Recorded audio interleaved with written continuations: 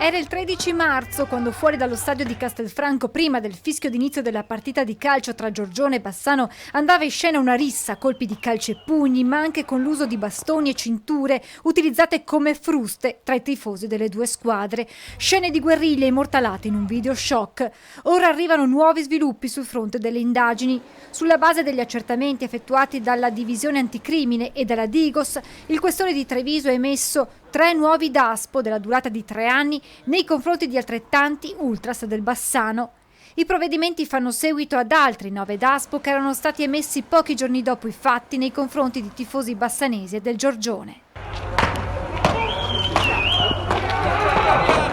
L'identificazione dei destinatari della misura è stata possibile anche grazie alle immagini estrapolate dalle telecamere di videosorveglianza della zona che hanno permesso all'ufficio della Digos di ricostruire nei particolari le azioni messe in atto.